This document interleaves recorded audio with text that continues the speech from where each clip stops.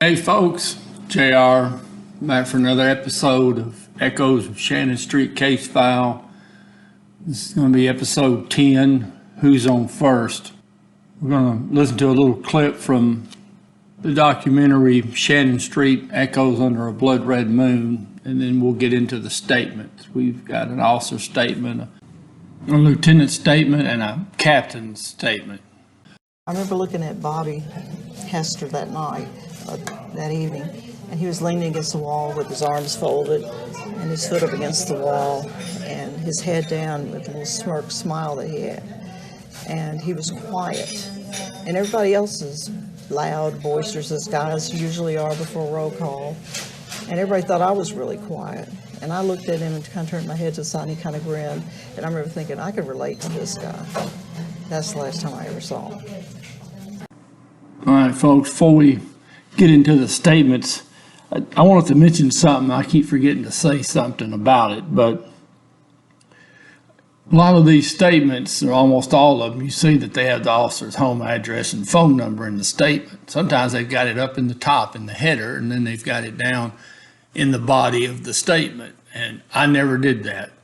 At the top, the home address was their precinct and the phone number for the precinct. I did that for two reasons. Number one, at some point this may become public information and people will be able to identify where an officer lives and what his phone number is. Number two, you're going to have to give this information over in discovery to the defense attorneys. Well, the defense attorneys are going to talk to the defendants. Now, I'm not implying that defense attorneys would intentionally provide information about the officers, but if they allow the defendants to read the statements, they're going to see the officer's phone number and address. It's just a bad practice. No department should allow their officers' home addresses and phone numbers to be listed in reports, statements, or anything else the police department's involved in. Patrolman Hightower, what is your present duty assignment with the Memphis Police Department? Presently assigned to the North Precinct A shift, car 121. Does car 121 run the area of 2239 Shannon? No, it doesn't. How long have you run car 121 on the A shift? Since January 1st, 1983. What was your present duty assignment prior to being on the night shift? Previously, I worked North Precinct C shift, riding in car 128 that runs the Chelsea and Hollywood area, and my partner was Officer Ray Swill. Have you ever made a call to 2239 Shannon? Yes, I have, numerous times. When you would make the call to 2239 Shannon, who would you encounter and what type calls were there? Normally, they would be disturbance calls involving one or more members of the family. Normally, they would involve the sons of Lindbergh Sanders, Linnell and Larry, and at least one time it involved Lindbergh Sanders. Have you ever had to arrest any of the Sanders? Yes. Which one did you arrest? I have arrested both sons, Linnell and Larry, on narcotics charges. Have you ever had to use force in any of these arrests? No. Has any of the Sanders ever threatened you? No, not that I know of. Have any of the Sanders ever threatened your partner, Ray Swill? No. Before we go to page 2, I had to mention something I thought was strange. Officer Hightower worked 128 with Ray Swill. And then on January 1st, 1983, Officer Hightower went to the midnight shift. Ray Swill stayed in 128's ward. In Ray Swill's statement, he said he had worked 128 for 21 months. He said a year and 9 months. But yet he claims not to know Lindbergh Sanders or his sons, Larnell, or the second son, the one that Officer Hightower calls Larry. He claims not to know either one of them. I'm just wondering how Officer Hightower knows them all, but Ray Swill doesn't. I just thought that was kind of odd.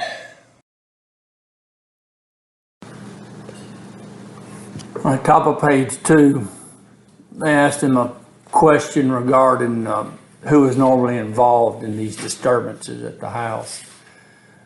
Officer Hightower's answer is, normally there would be several people involved and there would be confusion, loud talking, no actual violence. Did you ever fear for your safety while you were in the house? No. How would Lindbergh Sanders talk to you? Lindbergh Sanders was relatively quiet. He wouldn't say a lot. In fact, at the times I was called to the house, another family member would speak on his behalf and explain the situation. Did you know of the religious meetings that were being held at 2239 Shannon? No, I did not. Have you ever received any complaints from any of the neighbors regarding any meetings being held at Sanders' home? No. Have you ever received any complaints regarding marijuana being smoked in the house? Yes. In fact, that is how we locked up the Sons. We executed a search warrant at 2239 Shannon for storing and selling marijuana. Who obtained this warrant? As I recall, my partner obtained the warrant. My partner at the time was Officer John Shearer, who has since resigned from the department. Are you now aware of the hostage situation and the death of Lindbergh Sanders and his son, should be Linnell Sanders, and 5 other male blacks, along with Patrolman Hester? Yes. Did you make the call to 2239 Shannon? No, I was off that night.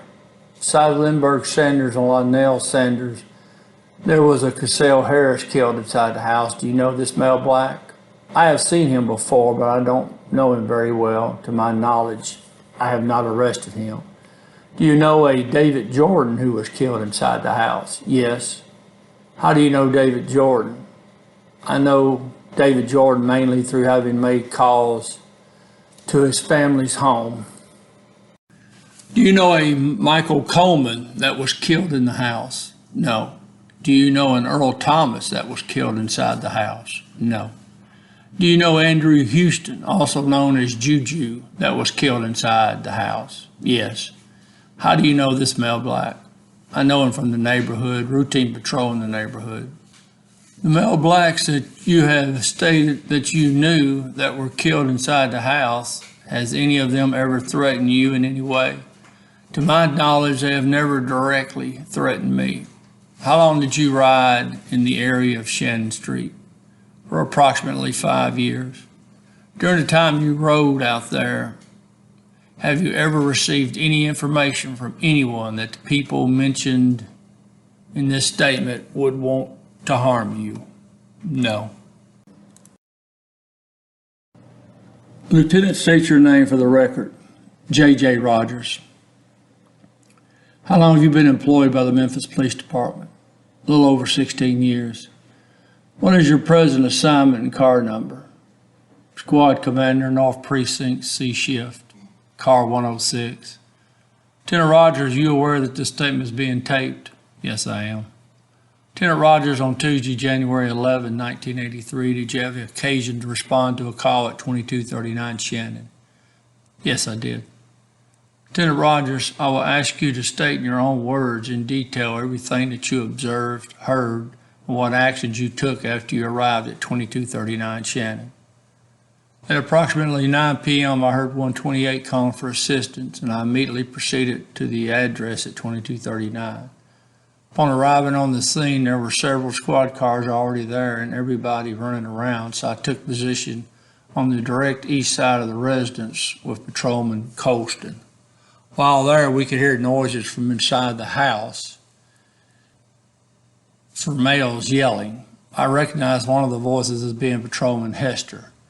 We could hear him yelling for everyone to clear the area and get away from the house, and it sounded like him being struck by possibly the parties inside the house, followed again by him yelling for us to leave the house.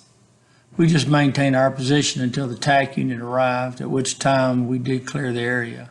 I should say a few minutes prior to the TAC unit arriving and relieving us, there was a shot fired in the rear of the house. It sounded like it came from inside the house. No one was hit by that shot. Approximately how many shots did you hear after you arrived at the house? I arrived after the initial shooting was over, and when I was in my position on the east side of the house behind the vehicle in the driveway, I only heard one shot fired, and it came from the southeast corner of the house, and it sounded like a pistol shot. I believe it came from inside the house. While you were on the scene, did you have an occasion to fire your weapon? No. Do you know of any officer that fired their weapon after you arrived on the scene? No, there was only one shot fired, and I don't believe an officer fired it. I think it came from one of the suspects in the house. Did you ever have an occasion to see any of the occupants of the house? No, we could hear them, but never did see any of them. Did you see any of the officers that were injured after you arrived on the scene? Yes, when I arrived on the scene, Officer Turner was behind the van in the driveway on the east side of the house, and he had a large amount of blood streaming down his face, and he was in a dazed condition. I immediately ordered a patrolman standing by to take him to the hospital, which he did. Do you know what type of injury Officer Turner had? It appeared to be a laceration to the top of his skull above the hairline. It was too dark to get a better view of it, and there was a lot of blood. Cam Randall, what is your present assignment? Watch Commander, C Shift, North Precinct. Tuesday, January 11, 1983, did you have occasion to make a call to 2239 Shannon? Yes. State in your own words what you observed and what actions you took after arriving on the scene.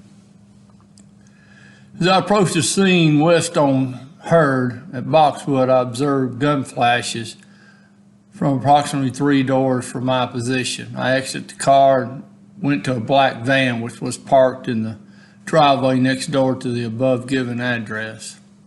After arriving at this position, I heard a number of gunshots, unable to count, from the rear of the house. When I moved to the front of the van to alongside a car, I believe it was a Pontiac parked between the houses. There was additional shots fired in the rear, and at this time I heard a call from the front portion of the house stating that Officer Swill just ran out of the house. I then moved back to the rear of the van to try to observe Officer Swill's position. We were told by shouting from Officer Vidley's that he was in the street and that someone was with him. I believe he said Downing. At this time, I moved back, took position at the Pontiac, which was between the houses, and overheard some shouting from the rear of the house. It sounded like they were calling for more men to cover the rear. Lieutenant Rogers and Officer Colston arrived, and I moved from the position I was in back to the van, and they took my position. I was told then that an ambulance had moved down in position to take Officer Swill, and I moved back to the rear of the van and found Officer Hanscom Watson, and they stated that Hester apparently still was inside. At this time, Officer Turner staggered back and fell on the sidewalk. I immediately turned him over, observed his head injury, and got 2 officers that were unknown to me to move him back to Hurd and Boxwood to be transported to the hospital for treatment. From this time forward, all firing or sounds of possible gunshots ceased. After removing Officer Turner, I began to move the cars that had begun to flood the streets back to a point beyond Boxwood Street. I then returned to the van and could hear shouting from the northeast portion of the house concerning what I thought was Officer Hester. I then began to pick up a male black who described himself as Jesus and that he was fixing to blow this motherfucker's brains out. Then he began to say that he wanted light gas and water in the house so he could do.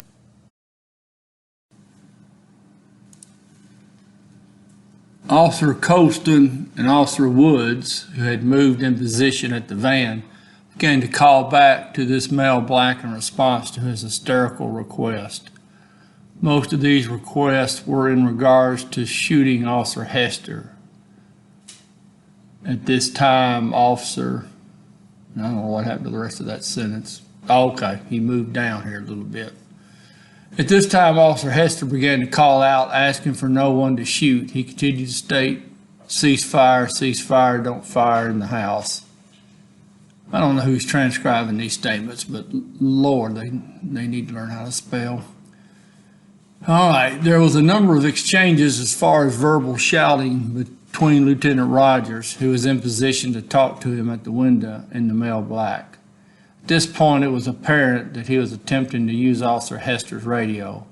We didn't advise radio dispatcher Jim, it's supposed to be Weichert, and he attempted to clear the air and to move all the cars over to the car-to-car frequency. After this was accomplished, dispatcher Weichert instructed the male black into the proper use of the radio. From this point on, he continued to be hysterical and stated that he wanted to talk to DJ Morgan with WLOK radio. A number of times he wanted dispatcher Weichert to contact his radio announcer to call him at the residence in question.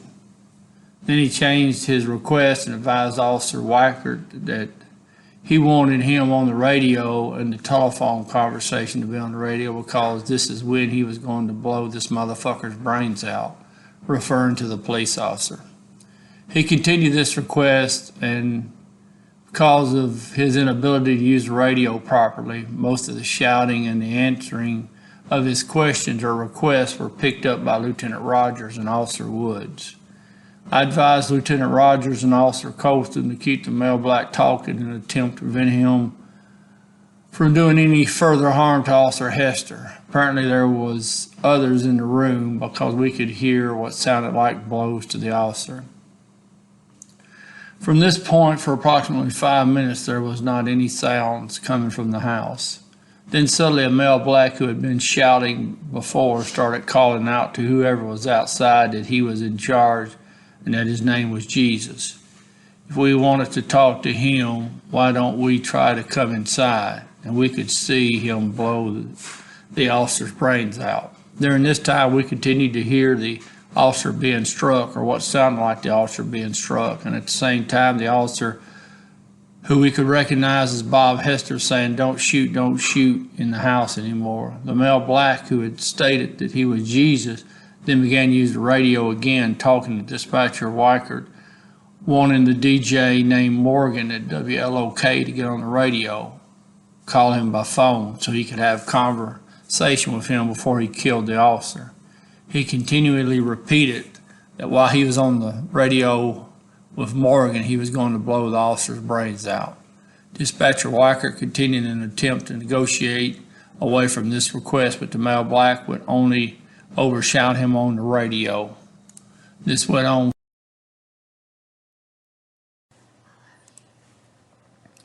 During this time, we had managed to secure the perimeter around the house, move all vehicles away from the front of the house, and requested the TAC unit and negotiating team in an attempt for the release of the officer.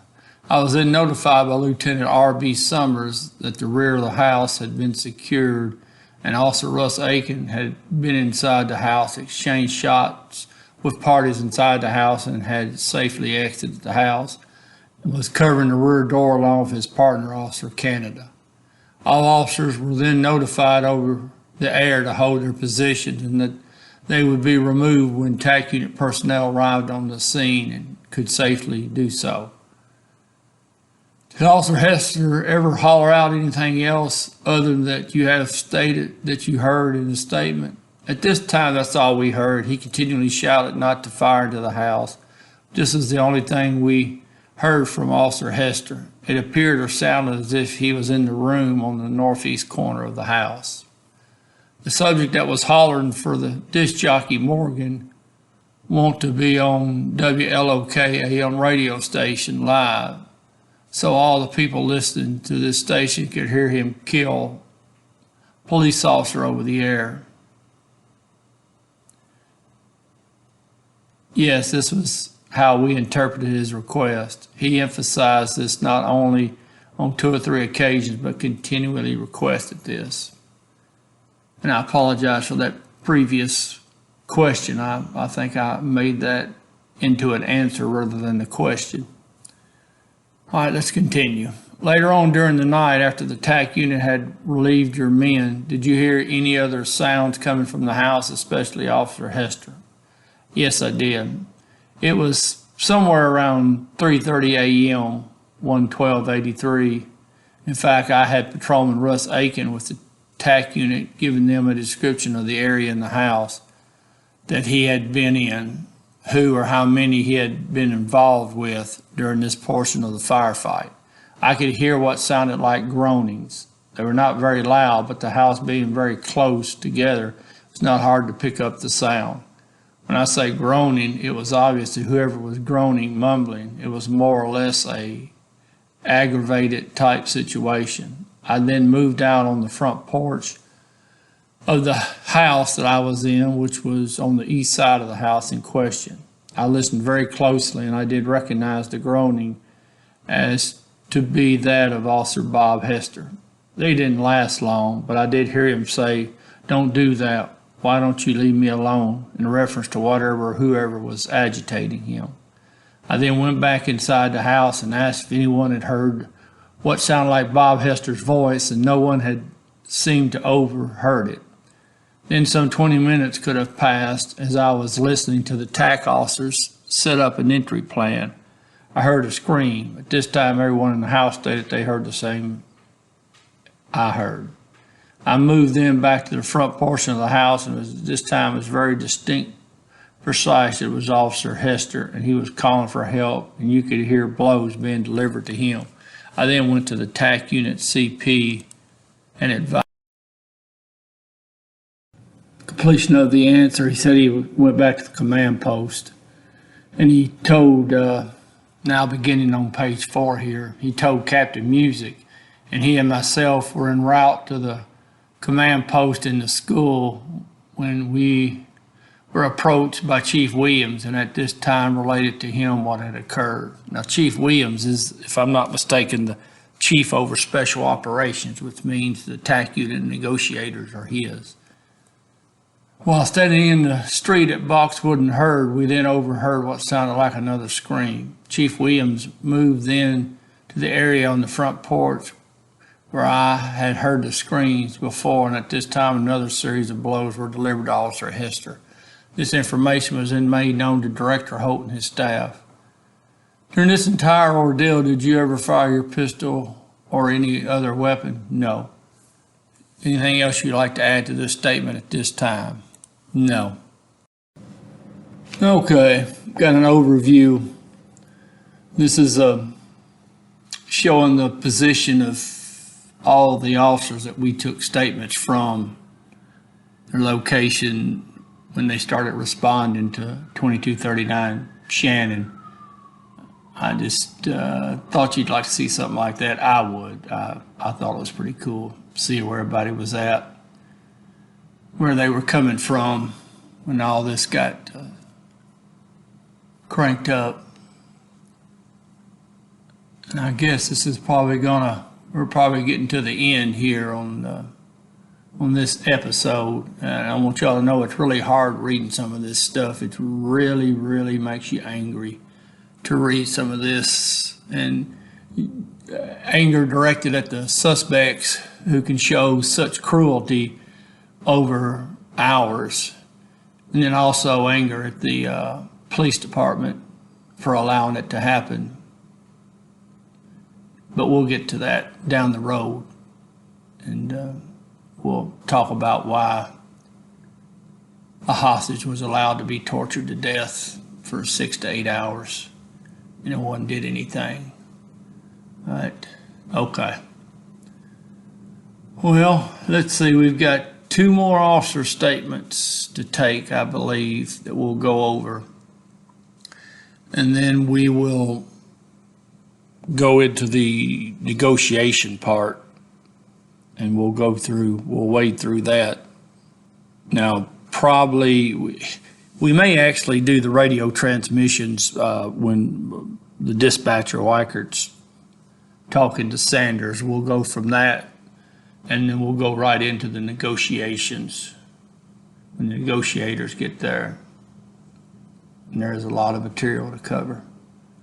Anyways, folks, I do appreciate y'all visiting and us going over this together. And we will see you down the road.